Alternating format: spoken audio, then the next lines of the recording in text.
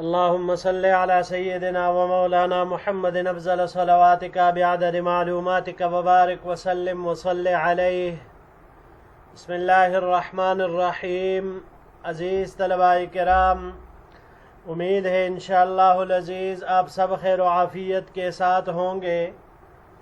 جامع السنن الترمذی جلد ثانی کے ابواب تفسیر القرآن عن رسول اللہ صلی اللہ علیہ وسلم کے مزید ابواب باب ما جاء ومن سورۃ قاف والذاریات کے ساتھ اللہ جل شانہ کے فضل و کرم سے ایک مرتبہ پھر آپ حضرات کے خدمت میں حاضر ہونے کا موقع ملا. بحمد اللہ تعالی. عزیز طلباء کرام، آج ہمارا سبق نمبر 423 ہے، تو بڑھتے ہیں اپنے سبق کی طرف.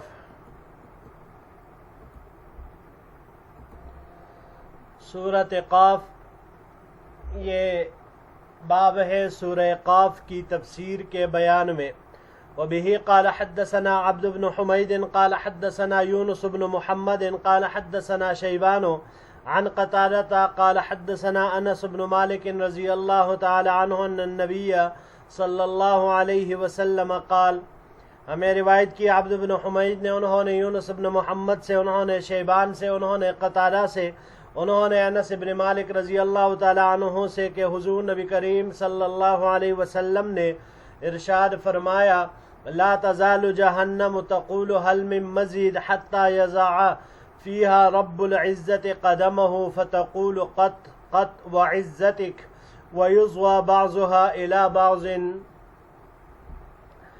جہنم برابر کہتی رہے گی کیا کچھ اور ہے، یعنی میں ابھی نہیں بری، یہاں تک کہ اللہ جل شانہ اس میں اپنا پیر رکھیں گے اور جہنم کا بعض کی طرف سمٹ دیا جائے گا. بس وہ کہے گی بس بس، قط قط مانا بس بس، یعنی اب میں بر گئی، قسم ہے آپ کی عزت کی.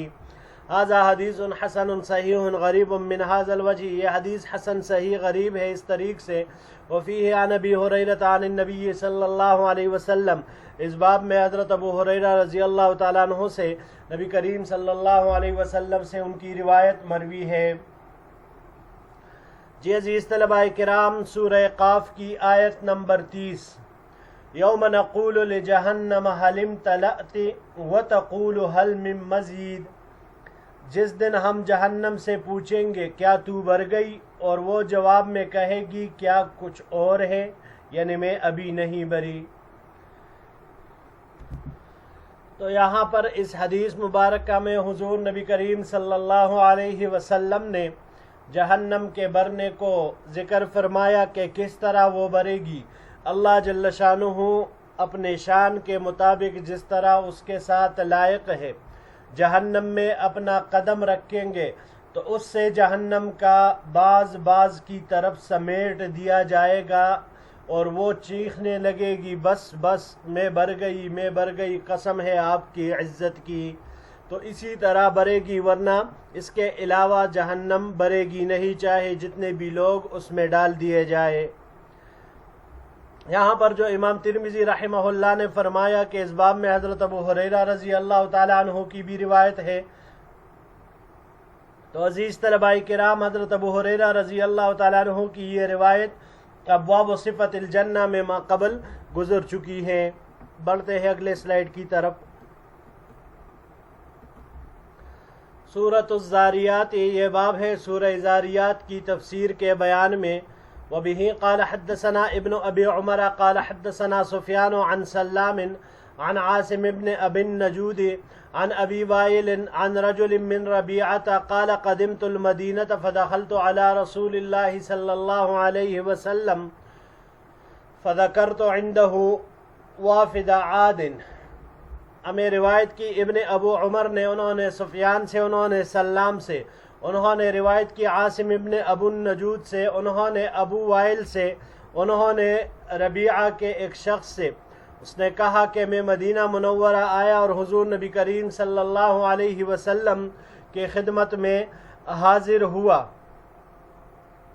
حضور نبی کریم صلی اللہ علیہ وسلم کے سامنے عاد کے کا ذکر کیا گیا فقلت اعوذ باللہ ان اکون مثل وافد عاد، پس میں نے کہا میں اللہ کی پناہ چاہتا ہوں اس سے کہ میں ہوں عاد کے قاصد کی طرح۔ فقال رسول اللہ صلی اللہ علیہ وسلم وما وافد عاد، حضور نبی کریم صلی اللہ علیہ وسلم نے پوچھا کہ عاد کے قاصد کا کیا واقعہ ہے؟ فقلت علی الخبیر بہا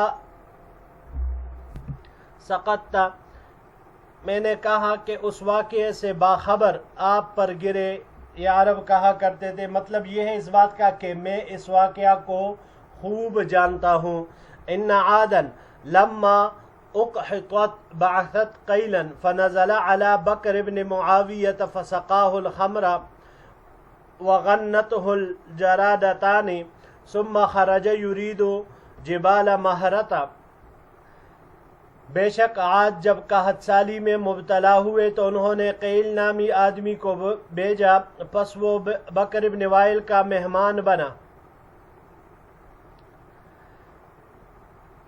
پس بکر نے اس کی شراب سے تواضع کی اور جراد نامی 2 باندیوں سے اس کو گانا سنایا، پھر وہ جبال مہرہ کے ارادے سے نکلا۔ فقال اللہم انی لم آتک لمریض فأداویہ ولا لأسیر فأفادیہ فاسق عبدک ما کنت مسقیہ واسق معہ بکر بن معاویۃ یشکر لہ الحمر الذي سقاه فرفع له سحابات فقيل له اختر إحداهن فاختار السوداء منهن فقيل له خذها رمادا رمددان لا تذر من عاد أحدا،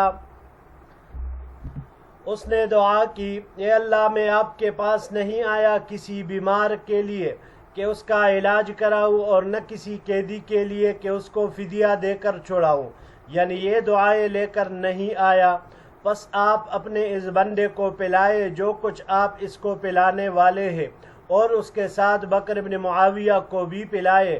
اس نے گویا کہ شکریہ ادا کیا اس شراب کا جو معاویہ نے اس کو پلائی تھی، یعنی میں بارش کی دعا کے لیے آیا ہوں، پس آپ ہمیں سیراب کر دے، اور ساتھ ہی معاویہ کو بھی، اس کو بھی دعا میں شامل اس لیے کیا کہ اس نے اس شراب سے اس کی تواضع کی تھی، تو اس لیے اس کو میزبانی کے شکریہ کے طور پر اپنے دعا میں شامل کیا گیا۔ فرفع له سحابات، پس بلند کیے گئے اس کے لیے بادل۔ فقیل له اختر احداهن فاختار السوداء منهن، پس کہا گیا اس سے کہ ان میں سے ایک کو پسند کر، پس اس نے کالے بادل کو پسند کیا۔ فقیل له خذها رمادا رمددا لا تذر من عاد احدا، پس اس سے کہا گیا لے تو بادلوں کو راک بنانے والے آگ کے طور پر جو عاد کے کسی بھی فرد کو نہیں چھوڑے گی۔ وذکر انہ لم یرسل علیہم من الریح الا قدر هذه الحلقہ یعنی حلقۃ الحاتم، ثم قرأ اذ ارسلنا علیہم الریح العقیم ما تذر من شیء اتت علیہ الآیہ الا جعلتہ کالرمیم۔ اس آیت کا باقی حصہ ہے۔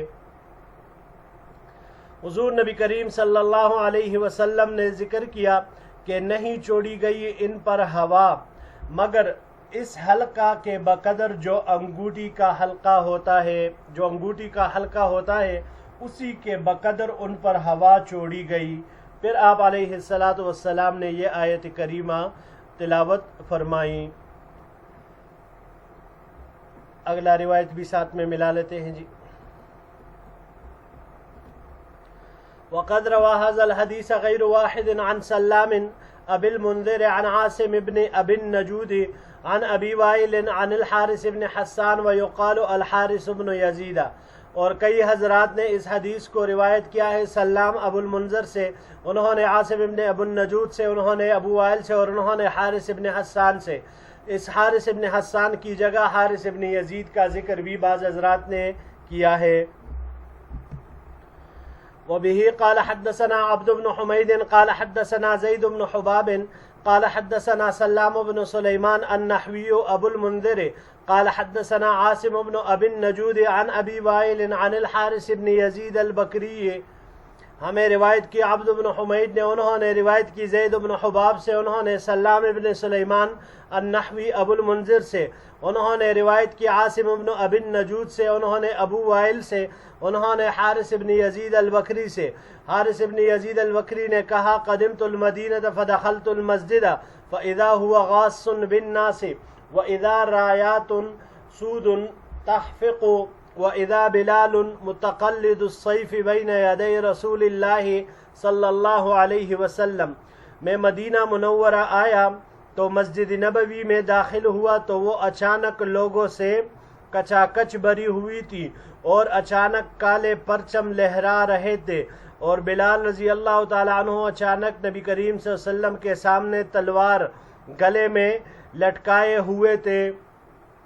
میں نے پوچھا فقلت ما شان الناس قالوا يريد ان يبعث عمرو بن العاص وجها فذكر الحديث بطوله نحو من حديث سفيان بن عيينة بمعناه ويقال له الحارث بن حسان۔ میں نے پوچھا کہ لوگوں کا کیا حال ہے، تو لوگوں نے بتایا کہ نبی کریم صلی اللہ علیہ وسلم حضرت عمرو بن العاص رضی اللہ تعالی عنہ کو کسی مہم پر بھیج رہے ہیں۔ عزیز طلباء کرام، یہ غزوہ ذات السلاسل کے نام سے جو مشہور ہے اسی کے بارے میں ان کو بھیجا جا رہا تھا۔ پھر یہ ایک طویل حدیث انہوں نے یہاں پر ذکر کی، حدیث سفیان بن عیینہ کی طرح، اور انہی کو حارث بن حسان کہا جاتا ہے۔ جی عزیز طلباء کرام، ما قبل کی جو روایت ذکر ہوئی